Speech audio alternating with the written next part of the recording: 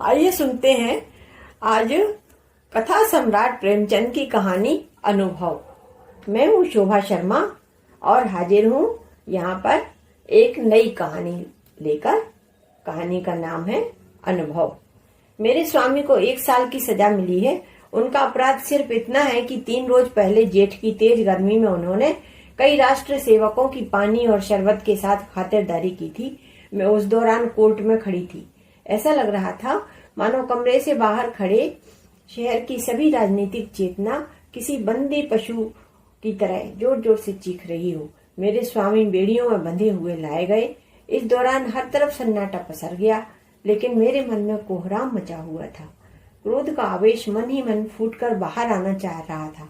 मुझे इतना गुमान कभी भी महसूस नहीं हुआ था। सामने कुर्सी पर बैठा अंग्रेज जज व उसके बगल में खड़े लाल रंग की पगड़ी बांधे पुलिस अफसर सभी मुझे नीच दिख रहे थे। बस यही मन कर रहा था कि तुरंत दौड़कर अपने स्वामी के पैरों में गिर जाऊं और वहीं प्राण त्याग दूं। कभी शांत, कभी चंचल, तो कभी आत्मसम्मान से भरी मूर्ति सी दिख रही थी मैं। मेरे मुख पर किसी तरह का अफसोस और ग्लानि नहीं झलक रही थी। किसी की सेवा को अपराध करार देना व उसके 1 साल की जेल की सजा सुनाना गजब की न्याय व्यवस्था है। ऐसे में तो मैं 100 बार ये गुनाह करने को तैयार हूँ। मेरे स्वामी जाने लगे और जाते वक्त मेरी ओर उन्होंने देखकर मुस्कुराया, फिर आगे बढ़ गए। कोर्ट से बाहर आकर मैंने 5 रुपए की मिठाई खरीदी और कुछ राष्ट्र सेवकों को आमंत्रित कर मिठाई खिलाई।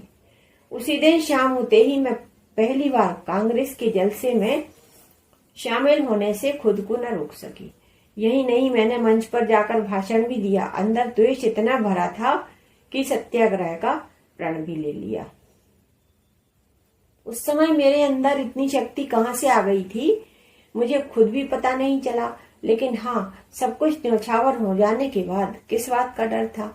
भगवान का कठिन से कठिन प्रहार भी अब मेरा क्या ही बिगाड़ सकता था। अगले दिन मैंने पिताजी व ससुर जी को 2 पत्र लिखे। ससुर जी को पेंशन मिलती थी और पिताजी जंगल के महकमे में अच्छे पोस्ट पर आसीन थे। परंतु अफसोस कि सारा दिन बीत जाने के बाद भी कोई जवाब न आया। अगले दिन भी किसी का खत न आया, लेकिन तीसरे रोज दोनों लोगों का जवाब आया। ससुर जी ने पत्र में लिखा था कि मुझे लगा था कि वृद्धावस्था में तुम दोनों मेरा सहारा बनोगे, लेकिन अब कोई फायदा नहीं। तुम दोनों ने मेरी आस पर पानी फेर दिया है। मुझे सरकार से पेंशन मिलती है, लेकिन तुम्हें अपने यहाँ रखकर मैं इस पेंशन को नहीं खोना चाहता।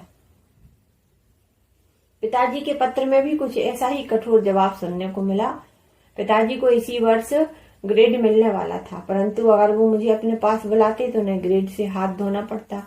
ऐसे में वो मेरी मौखिक रूप से मदद करने के लिए तैयार थे।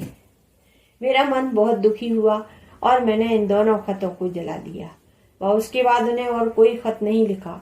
इसे ही कहते हैं स्वार्थ, जिसका प्रभाव इतना प्रबल होता है कि वक्त पर अपनी संतान भी नजर नहीं आती। ससुर व पिता दोनों ने मुझसे मुंह फेर लिया, लेकिन अभी मेरी आयु ही क्या थी। अभी तो मुझे पूरी दुनिया देखनी है। इतने में किसी ने बाहर मेरे दरवाजे की कुंडी खटखटाते हुए मुझे आवाज दी। मैं सहम गई, मेरे रोंगटे खड़े हो गए। मैं दरवाजे पर कान लगाकर सुनने लगी कि कहीं वो बदमाश तो नहीं। फिर मैंने कठोर आवाज में पूछा, कौन है, क्या काम है? बाबू ज्ञानचंद की आवाज सुनकर मैं थोड़ा शांत हुई। ये मेरे स्वामी के सबसे अच्छे मित्र हैं। उनके साथ एक महिला भी आई थी, वह उनकी पत्नी थी। पहली बार वो मेरे घर आई। मैंने उन्हें आदर भाव से प्रणाम कर अंदर बुलाया। ये दोनों ऊपर आकर बैठे। वह बेहद ही दरिया दिल से मुझे सांत्वना देने लगे। उनकी पत्नी के विचार देखकर मुझे ये समझ आ गया कि वो एक सशक्त महिला है। उनके चेहरे से ही उनकी प्रतिभा झलक रही थी। दोहरी कद काठी के साथ चेहरे पर रौब व जेवरों से लदी किसी महारानी से वे कम नहीं लग रही थी। खास बात तो ये थी कि वे बाहर से जितनी ही कठोर दिख रही थी, अंदर से उतनी ही करुणा से भरी हुई थी। उनसे बातचीत शुरू हुई। ज्ञान जी की पत्नी ने पूछा, क्या घर पर किसी को खत लिखा? मैंने कहा हाँ। ज्ञान जी की पत्नी ने फिर पूछा, कोई घर से लेने आ रहा है? मैंने कहा नहीं। पिताजी व ससुर जी में से कोई मुझे अपने साथ रखने को तैयार नहीं है। ज्ञान जी की पत्नी ने कहा, तो फिर आगे का क्या करने का सोचा है?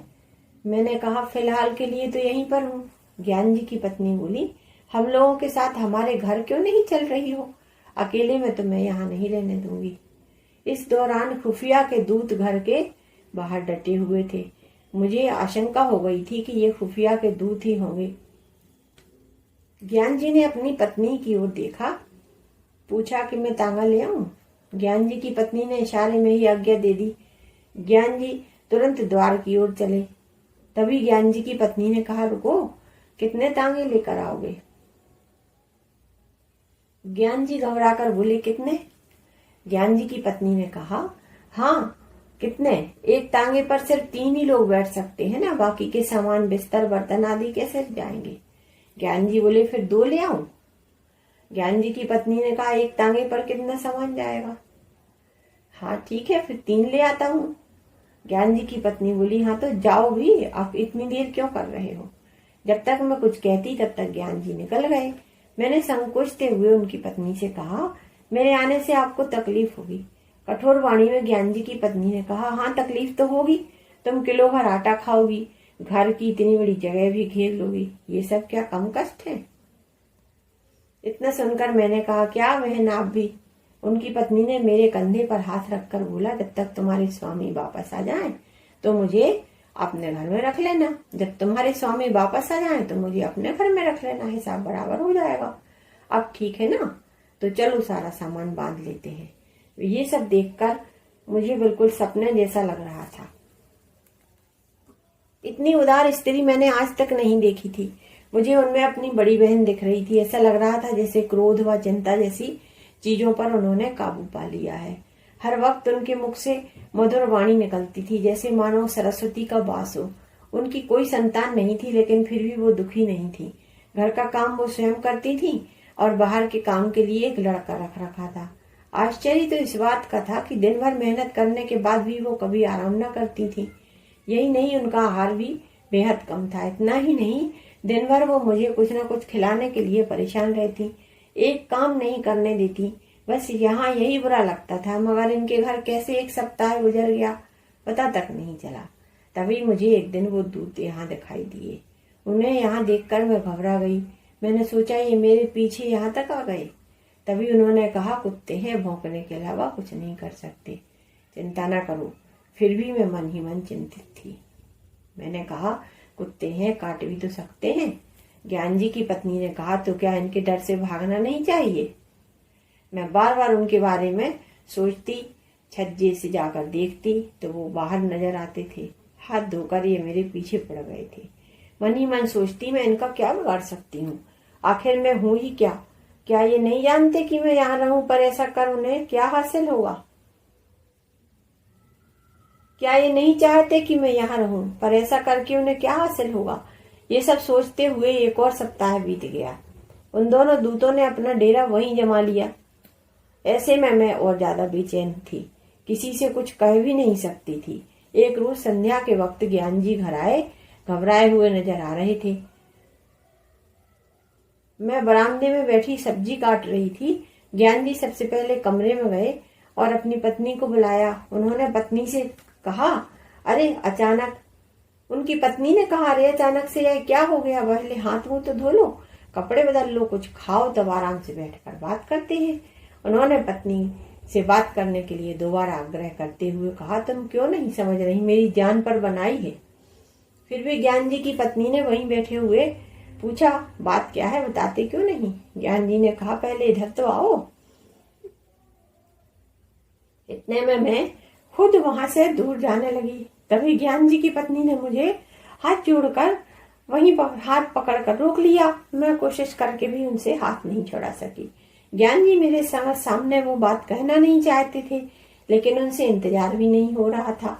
उन्होंने तुरंत कहा, आज मेरे व प्रधानाचार्य के बीच झगड़ा हो गया है। पत्नी ने बड़े ही बनावटी शब्दों में कहा, क्या सच में? तब तो तुमने उन्हें खूब पीटा होगा। ज्ञान जी बोल पड़े, तुम्हें मजाक सूझ रहा है? यहाँ मेरी नौकरी आफत में है। पत्नी हंसकर बोली, अब इतना ही डर था तो झगड़े क्यों? ज्ञान जी बोले, मैं नहीं, झगड़ा उसने मुझे बुलाकर किया और खूब सुनाया। पत्नी बोली, बिना मतलब के? ज्ञान जी बोले, अब क्या बताऊं? पत्नी ने पूछा, मैंने कई बार बोला है कि ये मेरी बहन है, तुम इसके सामने सब कुछ बोल सकते हो। ज्ञान जी बोले, अच्छा, पर अब जब बात इनके बारे में ही हो तो? पत्नी ने कहा, मैं समझ गई, खुफियों से तुम्हारी अनबन हुई होगी, पुलिस ने तुम्हारे स्कूल में शिकायत कर दी होगी। ज्ञान जी सोचते हुए बोले, नहीं, ऐसा नहीं है, लेकिन पुलिस ने हाकिम जिला के यहाँ शिकायत की और उसने प्रधानाचार्य से। प्रधानाचार्य ने मुझसे जवाब मांगा है। पत्नी ने कहा, प्रधानाचार्य ने कहा होगा कि उस महिला को अपने घर से बाहर करो। ज्ञान जी ने कहा, हाँ, कुछ ऐसा ही समझ लो। पत्नी बोली, फिर तुमने क्या कहा? ज्ञान जी ने कहा, फिलहाल मैंने कुछ नहीं कहा है, वहां कुछ समझ में नहीं आ रहा था। पत्नी ने गुस्से में कहा, जब तुम इसका जवाब जानते हो तो फिर सोचना कैसा? ज्ञान जी सहम कर बोले, मैं ऐसे अचानक कैसे बोल देता?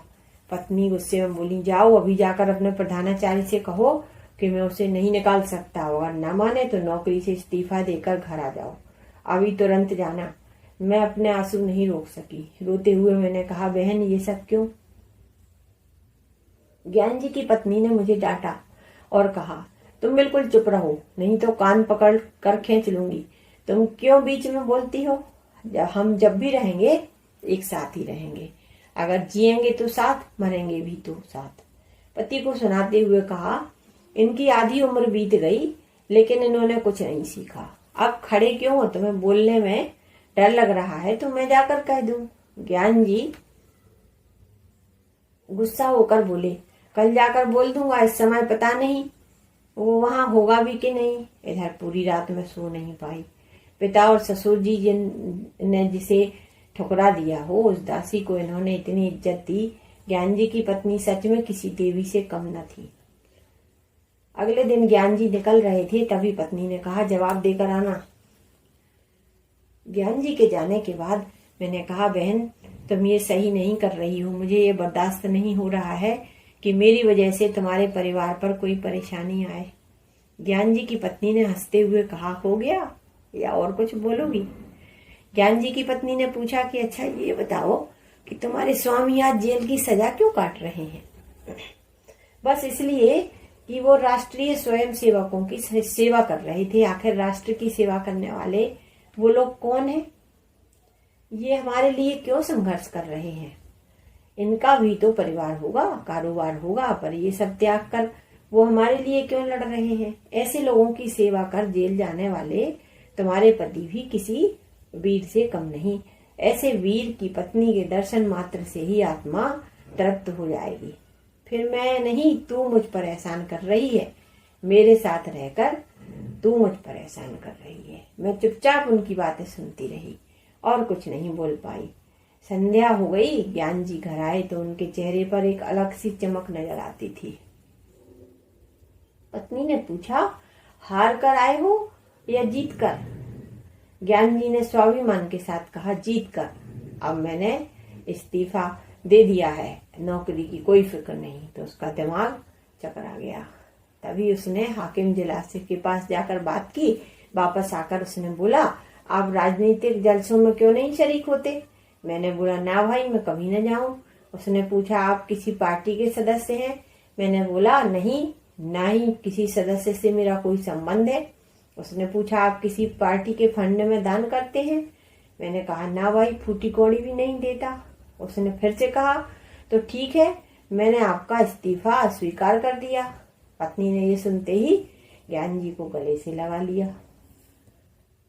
स्वाभिमान व त्याग की भावना से किया गया हर काम किसी के दिल में आपके लिए आत्मसम्मान को बढ़ा सकता है और साथ ही बुरा वक्त अपनों व परायों की सही पहचान करा देता है।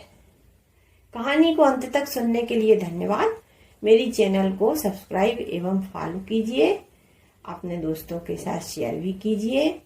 फिर हाजिर होंगी एक और कहानी के साथ। तब तक के लिए विदा। मैं हूँ शोभा शर्मा। इस कहानी का नाम था